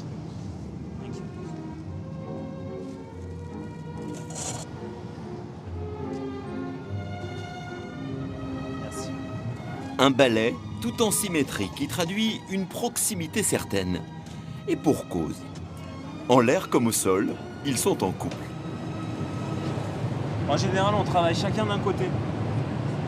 Un devant et l'autre derrière, comme ça on s'engueule pas. Est-ce que tu dis comme ça, on a que les bons côtés? Non, je dis on travaille chacun d'un côté, un devant, derrière, comme ça on s'engueule pas. C'est vrai. Moi, quand on est en escale, on est content de se retrouver. Profiter. Le couple navigant est sous la surveillance d'une passagère un peu particulière. T'es pas mangé? Bah non, mais j'ai dîné à 19h comme tous les soirs. Donc Christine est la belle-mère d'Anne et donc la maman d'Aurélien. Est-ce qu'on a bien mangé à la maison, hein? Et maman, belle-maman, elle-même ancienne hôtesse de l'air, n'hésite pas à jeter un œil un peu partout, jusque dans les coulisses de la classe affaires. Parce que je voulais finir ça. Voilà. Car ici, c'est Caroline, sa fille cadette, qui officie. C'est plus sympa de travailler en famille et il y a beaucoup d'entraide. Surtout avec mon frère Aurélien. Souvent, il a un côté protecteur avec moi quand on travaille tous les deux. Encore quelques mètres, Christine croise son dernier fils, copilote en congé, et sa compagne. Soit pour résumer, 2 fils, une fille et une maman, seulement qu'à l'appel le chef de famille. Pour le trouver, il faut se rendre dans le cockpit. Je vais faire un engine out, 176 le rétablissement et 2,79, c'est parfait. Vincent est aux commandes. Bon, Catel, on va changer, t'es prête? Le commandant a réuni toute sa famille, un privilège. car il effectue son dernier aller-retour après 37 ans de service. 37 années d'une passion inscrite dans ses gènes. J'avais 3 mois, ma mère me tenait la tête et je regardais le ciel. Et à 3 mois, mon père a dit à ma mère, il regarde le ciel tout le temps, il sera pilote. Et puis j'y suis arrivé et le rêve s'est réalisé. Et le rêve a continué pendant toute la carrière. La carrière du père fait la fierté de toute la famille.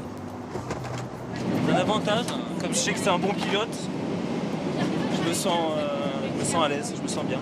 Moi, mon père, ça restera toujours le meilleur pilote de ligne d'Air France, même de toutes les compagnies, de tout. Ah oui, non, c'est le meilleur. Au petit matin, l'Afrique du Sud est en vue. Une destination que Vincent a pu exceptionnellement choisir. Regarde la baie là, c'est extraordinaire. Hein. Ah oui, c'est grandiose.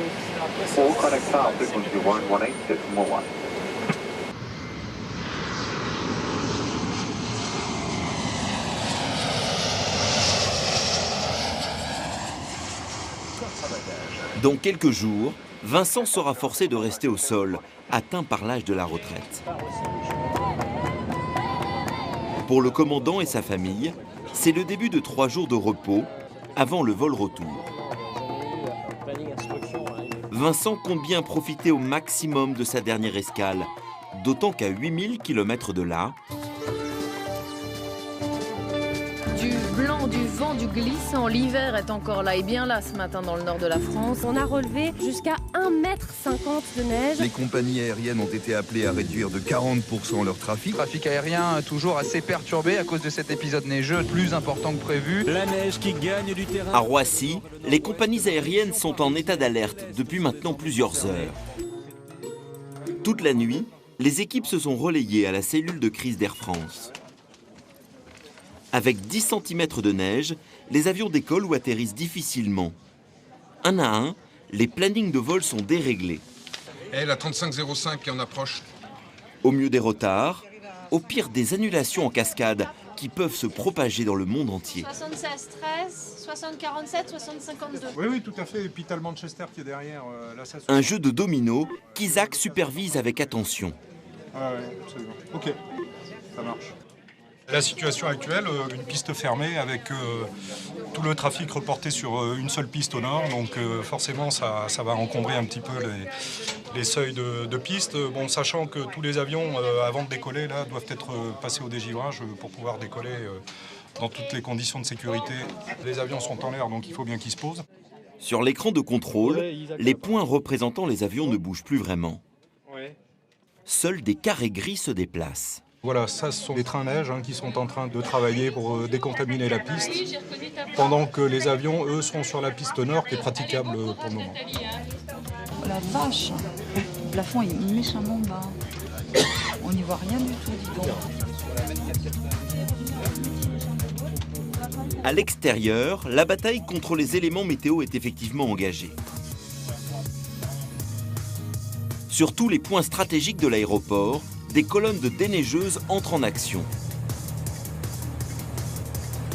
Pour les volontaires réquisitionnés, c'est l'instant de vérité. Peut-être mettre le paquet sur un premier passage en roulant peut-être à... Elle est bloquée, elle est bloquée. Tu auras jusqu'à 8 heures. Ah, qu'est-ce qu'elle me fait à marcher toute la nuit? Pour Christophe, l'opération est plutôt mal engagée. Ouais, un frein 27, la B8, j'ai mon étrave avant qui veut pas bouger. Ok, Grégory, tu peux aller jeter un œil sur la B8, s'il te plaît? La lame de sa déneigeuse est défaillante. Ça y est, c'est reparti. Elle me l'a pas fait de la nuit. Oh là là, la garce. La B8, c'est bon, c'est réglé le problème? On est en train de trouver le problème. Ah, ça y est, c'est reparti. Nickel. Voilà. C'est le verrouillage? Ah ouais, elle était pas bien bloquée verrouillée. avec la neige, elle a pas dû... bien verrouillée. Ok, d'accord. Ah, la météo, c'est dur même pour les machines, là. Ah bah oui, même pour les machines, c'est dur. Posez tout, mettez tout en route. Balai, soufflerie, ballon, tout à droite. Hôtel, tu veux le produit en route. Voilà, là on pose l'étrave, le balai, et derrière il y a une soufflerie. On voit avec celle qui est devant. Direction la piste sud. Des neigeuses, balayeuses et autres souffleuses sont déployées en éventail. On appelle cela un train-neige. Pour limiter l'interruption du trafic aérien, le convoi doit impérativement dégager les 4 km de piste en moins de 30 minutes. Oh bah, ça donne une petite pression supplémentaire. En plus d'être sur la piste, c'est quand même pas donné à tout le monde. C'est un peu un privilège. Je pensais pas qu'un jour je ferais du déneigement sur une piste d'atterrissage. 150 engins sont mobilisés pour libérer les accès et les pistes de Roissy.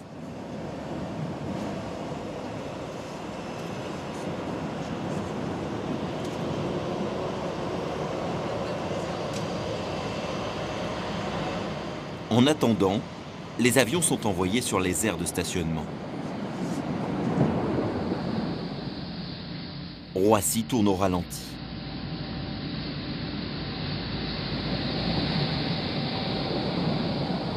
Les compagnies aériennes ont suivi les recommandations de la Direction générale de l'aviation civile. 40% des vols ont été annulés. Dans les aérogares, on est loin de l'agitation habituelle. La majorité des voyageurs ont été prévenus à temps. On a reçu d'abord un email sous le coup des 10 h hier matin, nous informant qu'il était décalé à 12h20 et les informations de cet email ont été confirmées par un SMS qu'on a reçu hier soir vers 20h. En fait, on est venu en voiture, mais on est parti hier et on a pris une chambre à l'hôtel ici à Roissy pour être ce matin tranquille et pouvoir venir à pied à l'aéroport. Seuls quelques téméraires ou passagers en transit patientent ou s'impatientent. Chaque fois, c'est la même chose. C'est la 3e ou 14e fois que je suis ici et que mon vol est annulé. Je ne sais pas pourquoi. C'est une organisation complètement fou. C'est un cas majeur, donc qu'est-ce que vous voulez faire? Donc, on ne peut pas maîtriser ça. Hein. Pas grand-chose à faire contre ça. Voilà, c'est tout bon. J'ai pu avoir une poussette pour la petite. Il nous manquait des couches, alors pendant tout ce temps-là, le bébé remplissait sa couche, il a fallu après vite courir à la pharmacie qui est aussi bondée. En fait, il y a beaucoup d'articles qui commencent à manquer. On a dû prendre des couches un peu plus petites pour assurer l'urgence, quoi. Et du coup, voilà, là enfin, on va pouvoir aller se dépanner une petite poussette. On va pouvoir la mettre dedans, hein. Air France, ils nous ont prêté une poussette. C'est sympa, hein. Si elle veut bien dormir, parce que c'est pas facile une journée dans un aéroport.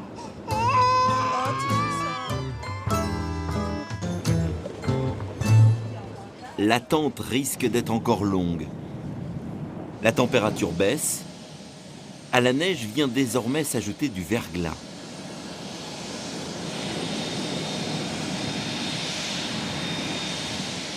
Les déneigeuses ont beau s'activer, les avions peinent à rejoindre la zone de décollage.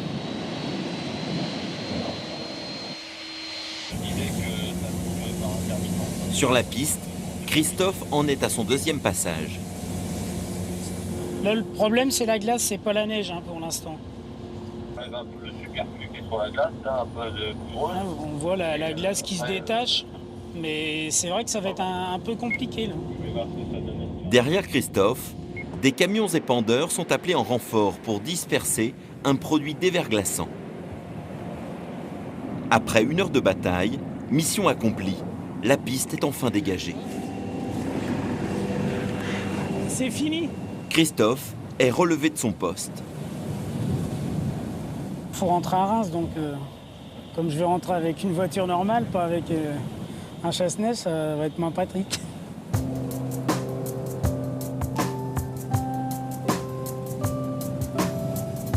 L'activité de Roissy-Charles de Gaulle peut enfin reprendre.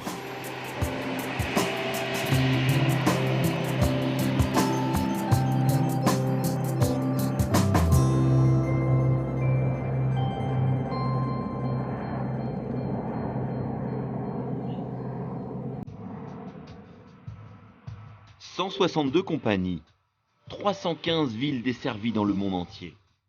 Roissy est une plateforme de correspondance, un lieu de transit, mais aussi une porte d'entrée possible pour les candidats à l'immigration clandestine.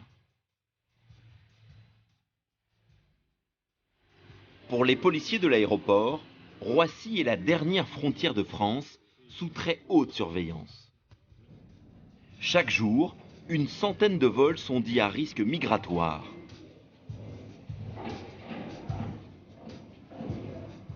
Aujourd'hui, les hommes de la brigade mobile d'intervention ont ciblé un avion en provenance d'Istanbul en Turquie.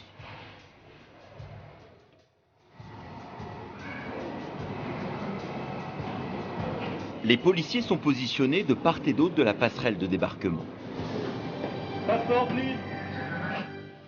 Pour détecter les fraudeurs, ils inspectent minutieusement chaque document qui leur est présenté.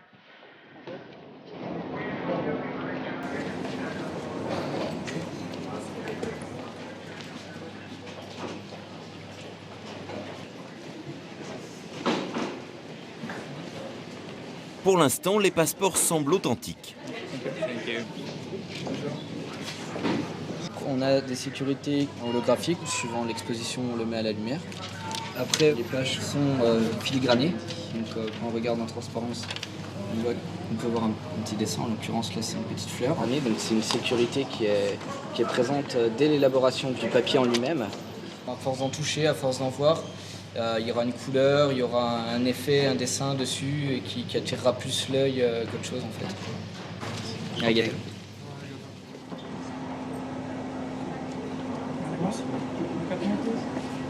Au deuxième point de contrôle, les papiers d'une jeune Nigériane intriguent les policiers.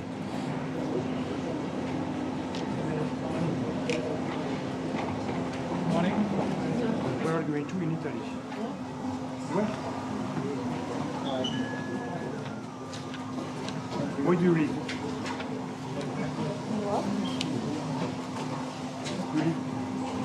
Where do you live? Where in Italy?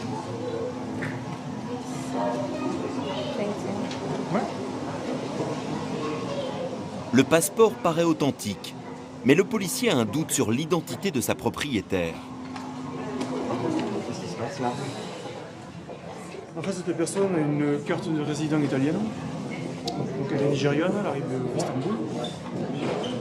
Logiquement, cette personne vit en Italie. J'y demande dans quelle ville en fait elle vit. Elle ne sait pas me répondre. Donc ça pose un petit souci, donc on va voir. S'agit-il d'une usurpation d'identité? Deux autres femmes suscitent les mêmes soupçons. Jouer sur une ressemblance physique pour présenter les papiers en règle d'une autre personne.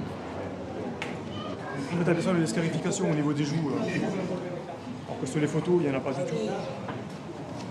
Ça, c'est des scarifications qui sont faites quasiment quand elles sont jeunes. En fait, c'est tribal. Et là, sur la photo, il n'y a pas du tout. Donc après, pareil, il y a la forme du visage qui est différente. On voit qu'elle a quand même fait la petite mèche de cheveux comme sur la photo. Pour ressembler un petit peu, pour cacher un petit peu le visage. Mais voilà. À toi.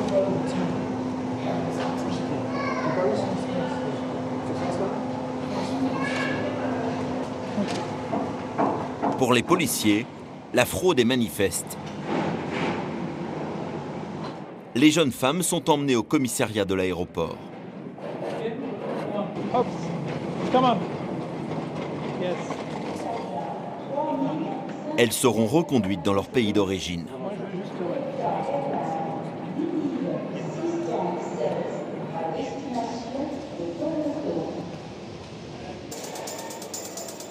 Roissy est le deuxième aéroport européen en termes de fréquentation. C'est aussi une plaque tournante de trafic en tout genre.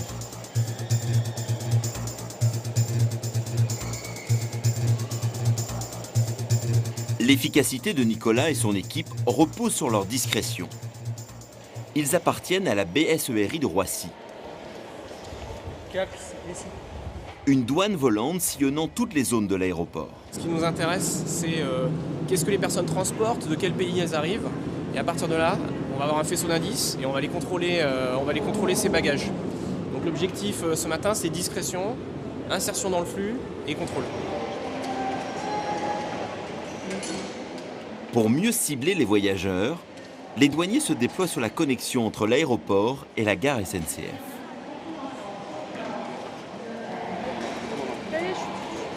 Les douaniers sont à la recherche de produits illicites. Ils ont sorti leur meilleure arme, Caps, un labrador de 8 mois formé à la détection de stupéfiants.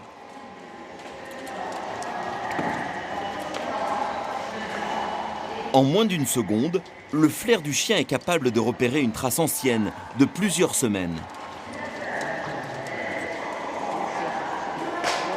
Rapidement, le chien marque un intérêt pour un sac.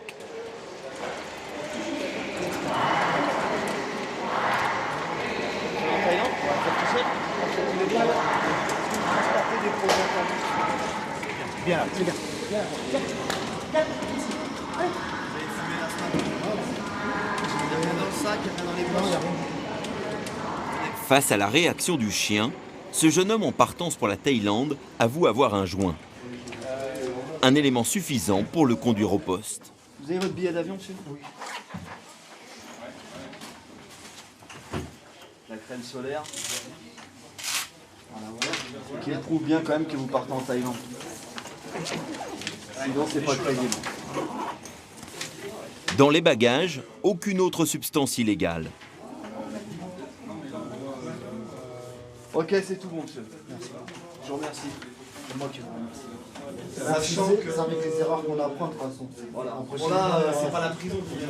Mais sachez que c'est la prison. Pour cette fois, le jeune homme s'en tire bien. Allez-y. Bon, le monsieur a avoué qu'il avait consommé des produits stupéfiants. Bon, pour cette fois, on s'en tient un rappel à la loi. Voilà. Le produit illicite est confisqué, mais le voyageur pourra prendre son vol pour Bangkok.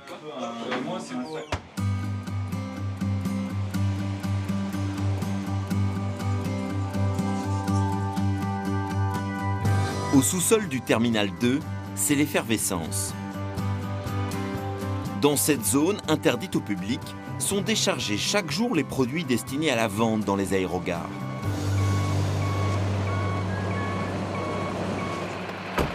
Pour Hélène, cette journée est particulière.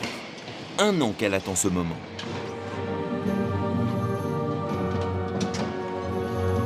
Une livraison de caisse, en apparence anodine, mais qui renferme un chargement exceptionnel.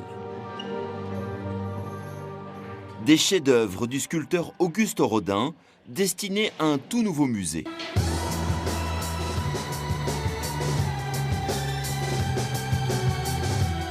Pour acheminer cette cargaison en toute sécurité, Hélène emprunte ces couloirs permettant de circuler sous l'aéroport de Roissy.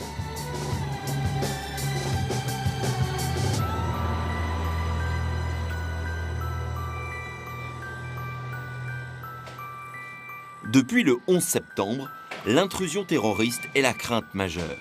Chaque colis doit être vérifié et contrôlé au rayon X. Chaque personne inspectée. C'est un peu étonnant pour vous de passer la frontière pour faire une exposition. Oui, oui, surtout dans ce contexte-là, avec une sculpture devant, c'est assez spécial.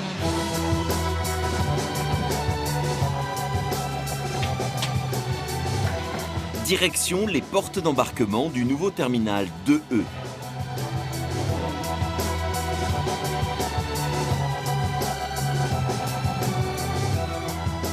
C'est ici, dans l'immense galerie commerciale, au milieu des boutiques de luxe, qu'Hélène s'apprête à présenter une exposition culturelle temporaire. Quelle sensation ça fait de se dire que ces œuvres vont être exposées dans un terminal qui n'a rien à voir avec un musée? C'est un peu déroutant au début. C'est un peu déroutant parce qu'on n'est pas du tout dans une ambiance musée. Dans cet espace encore en travaux, dans 3 jours, s'ouvrira une annexe du musée Rodin. Ce qui est important, c'est que vous ouvriez les caisses qui correspondent à l'ordre qu'on s'est fixé. D'accord. Okay. Bon. Ok, moi j'ai une liste de colisage. Tu peux... ouais. On va 1, 2, 6. Une 50aine de sculptures vont être présentées gratuitement aux voyageurs pour une période de 6 mois. Certaines esquisses, inédites, seront même exposées pour la toute première fois. En fait, cette aile, elle a été montée sur une espèce de base, ce qui fait qu'elle a vraiment été montée pour elle tient à la verticale comme une flamme en fait. Et quand on tourne autour, parfois on a l'impression presque que c'est une pâle d'hélice. En fait, ça, c'est un agrandissement d'une des ailes de ce groupe-là. Une dernière vérification. Et Hubert, le scénographe, peut entrer en scène pour installer les œuvres. Celle-ci, on va la mettre plutôt de dos ou de face? Plutôt de face, elle se voit plutôt comme ça, celle-là. Voilà, comme ça. Aéroport oblige, Hélène et Hubert ont choisi de décliner le travail de Rodin autour du thème de l'envol. Oui, encore. C'était une époque où quand même l'aviation était quelque chose d'assez fantastique. Enfin, on y arrivait. Et on sait, il y a des écrits dans lesquels il dit vraiment que ça le fascine. Et en fait, le travail de l'artiste, c'est toujours de travailler justement sur cette apesanteur de la matière. Et au fond, qu'est-ce que c'est que l'aviation? C'est ça, c'est cette idée que la matière s'envole, de transformer la matière en quelque chose de léger. Proposer une telle exposition au cœur d'un aéroport est une première en France et un véritable défi. C'est un endroit où il y a tellement tout est à acheter, où c'est tellement hyper commercial que comme ça peut être un peu une zone de décompression, d'être là juste pour regarder et c'est tout. Et se faire plaisir et puis emporter une petite part de rêve avant de partir. Le public sera-t-il au rendez-vous? Les premiers visiteurs sont attendus dans quelques jours.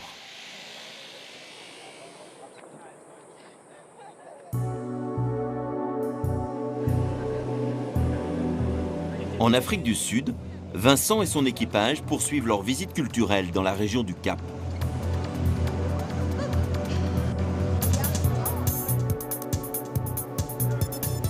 Au programme de leur dernière excursion, l'île aux phoques de Hout Bay.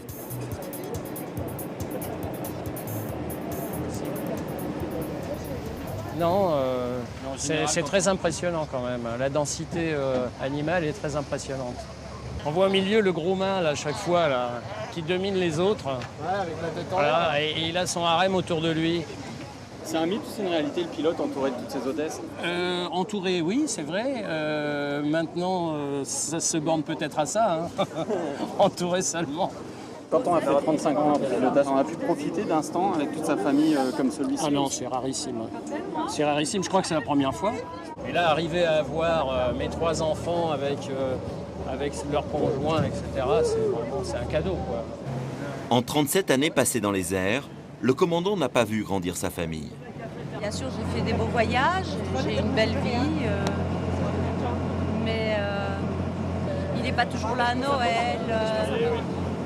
C'est un peu difficile avec les enfants en bas âge parce que c'est uniquement sur la maman que l'éducation se fait. Maintenant, le but, c'est de compenser ça pour les petits-enfants.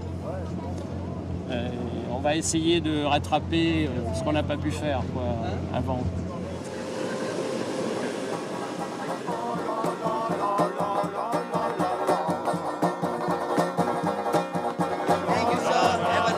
Ouais, au revoir.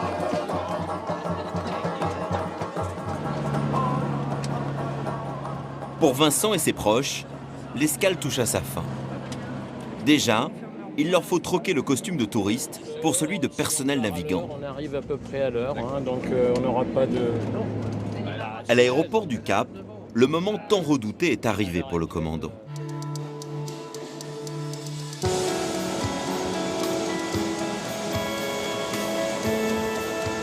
Il effectue sa dernière visite pré-vol, une inspection visuelle de son Boeing 777.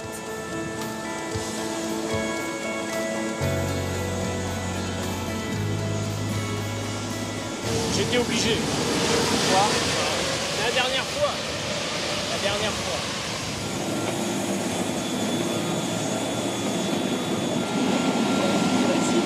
Bon voyage. Le personnel navigant accueille les passagers du vol retour. Et parmi eux, une passagère nécessite une attention toute particulière.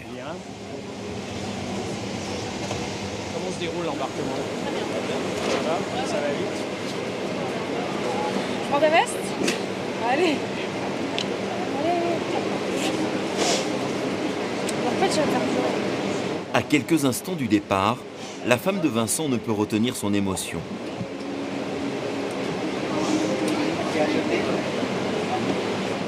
Ok, ça a allumé, ça tourne. Une surprise attend le commandant.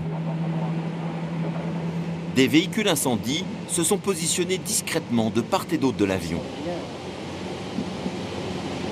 Dégagez à gauche, à droite et devant. C'est parti, j'ai mis mon radar, il fonctionne. Au moment du départ, les pompiers mettent en marche les lances pour arroser l'avion. Basse vitesse, ah c'est sympa, ah bah d'accord. Ah là là, ah c'est pas vrai. Ah bah j'aurais tout eu là. Alors là j'aurais tout eu. Ok, je me demandais pourquoi il y en avait deux gros comme ça. Oh là là. L'aspersion d'eau est une coutume qui marque le départ à la retraite d'un pilote chevronné. Mesdames et messieurs, en hommage au dernier vol du capitaine, l'avion est maintenant arrosé par les pompiers de Captain. On appelle cela le Water Salute. Thank you, Roger. Un événement exceptionnel.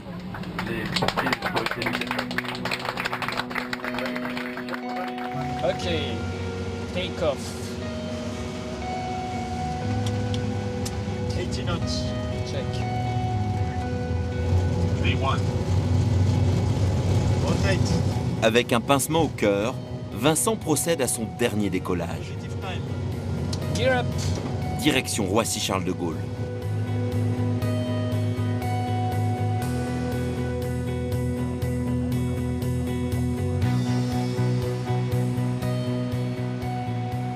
On va pas modifier la vitesse, hein?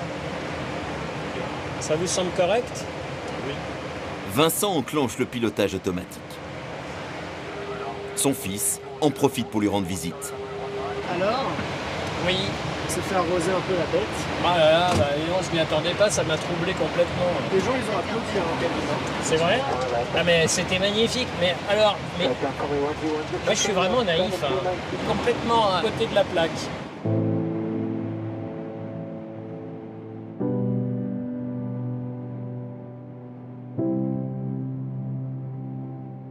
À mi-parcours, les 370 passagers sont désormais assoupis. Dans moins de 3 heures, le vol arrivera à destination.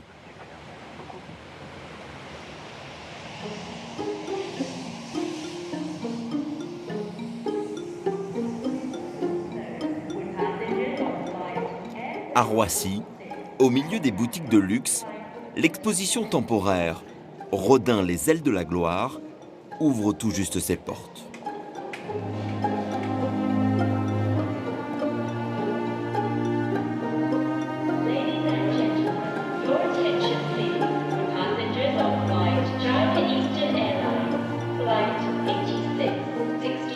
Les premiers visiteurs découvrent les œuvres aussi prestigieuses que l'Âge d'airain, le Penseur ou le Baiser, mais aussi des sculptures présentées pour la première fois au public, comme la figure ailée, une des œuvres favorites d'Hélène. La conservatrice est venue observer les réactions des voyageurs. C'est une très bonne idée.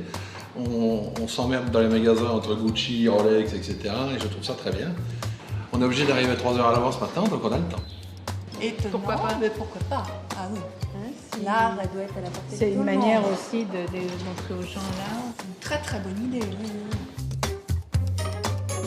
Hélène n'en revient pas du succès. C'est tellement en dehors du cadre des musées habituels. Les gens sont peut-être entre Miami et Pékin et qui sont là et qu'ils prennent une petite image de Rodin et ils repartent. Et c'est assez déroutant de voir du public traîner une valise. On n'a jamais vu ça dans les musées.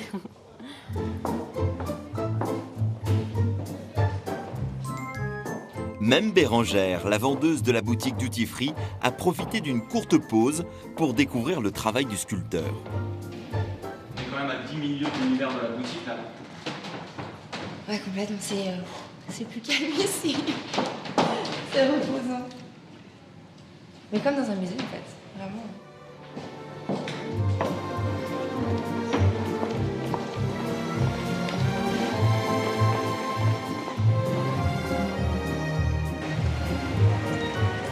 On va faire un briefing. À 2000 mètres au-dessus de Paris, Vincent s'apprête à effectuer le tout dernier atterrissage de sa carrière. Alors, j'ai prévu une arrivée en 26 gauche. Si j'étais très perturbé, je n'hésiterais pas à te passer les commandes. Hein, si vraiment j'avais un gros problème, je sais pas. Flaps 5. Bah, je vais sortir le train. Hein. Gear down. Flaps 20.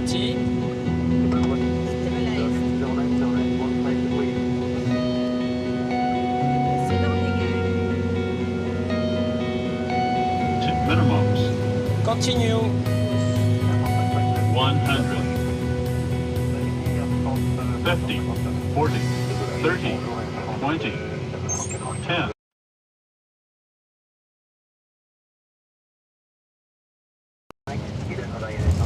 Déverseur normal.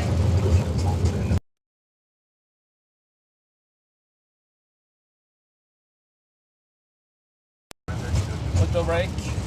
Le contrôleur de la tour informe Vincent de son parking d'arrivée.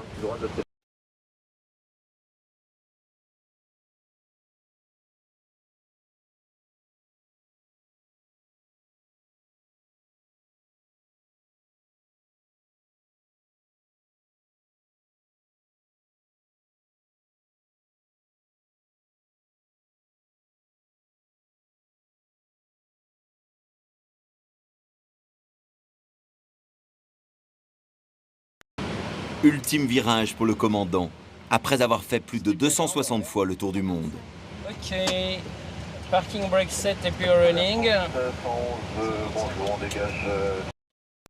Le 2 pour la dernière fois. Le 1 pour la dernière fois. Voilà. Il est 4h55 du matin. Bloc 55, c'était l'horaire, 0 minutes. Le commandant s'offre une dernière satisfaction. Coup de chance. Ah, c'est un coup de chance. 0 minutes de retard. Bah, c'est gentil. 0455. Le prochain vol, Vincent? Le prochain vol? Un vol à main armée, peut-être. Voilà. Allez. Ultime boutade. Ultime regard sur le cockpit.